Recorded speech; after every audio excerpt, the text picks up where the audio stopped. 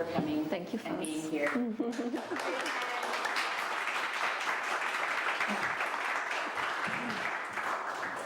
Thank you, Foz.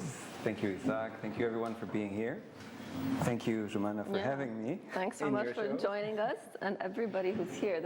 But let's talk about Blessed Oblivion. I was reminded the other day when I came, we were talking that I have a relationship to this work. You do. Because a few years ago, I was asked to make the French subtitles for it, for an exhibition at the Pompidou. So I had to translate things like, والله طلع له سنان كسي صار يكرط يمه. I won't translate it into English. You'll have to figure that out by yourselves. But it's an amazing video. It's a 21-minute long work.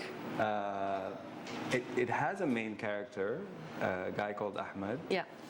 But he's within this kind of constellation of young men in Jerusalem.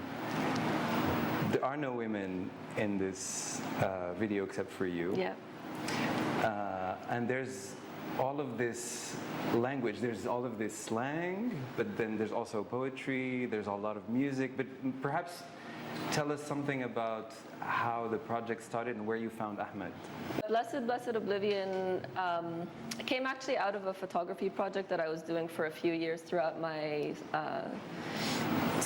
years as a student, as a BFA student in Oslo, where I was, when I'd go back to Jerusalem and when I'd be driving around the country, I'd have a camera with me and I'd stop random guys on the street and ask if I could take their photo.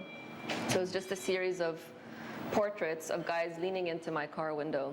It was kind of gaze reversal, kind of basic gender questions and performance through camera. And then I wanted to continue working on this kind of theme of street, cars, men, relationship with the cars a kind of extension of the body. And I was watching the films of Kenneth Anger, which I was a great fan of, and particularly Scorpio Rising. That's kind of considered one of the,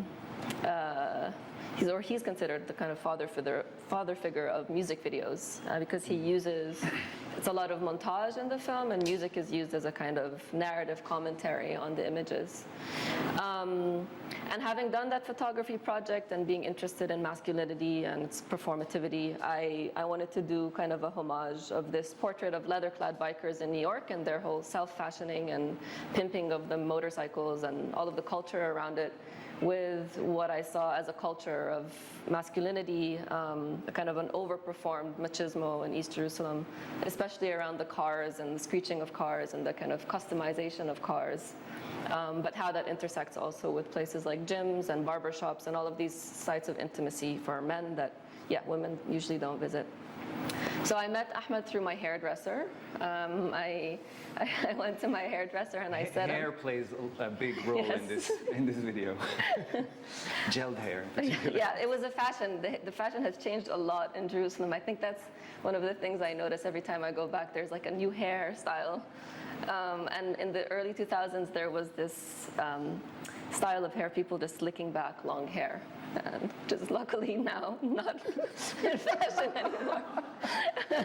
So I asked my hairdresser at the time, do you know somebody, like a young guy, I'm looking to make a film about these subjects, and do you know a guy who maybe looks like this, kind of has his slicked long hair and is interested in cars and kind of nightlife and wouldn't mind the girl hanging out with him for some weeks. And he said, yes, I have the person for you. And he calls up Ahmed, tells him there's a girl waiting for you here. And Ahmed comes within 15 minutes, and that's how the film begins.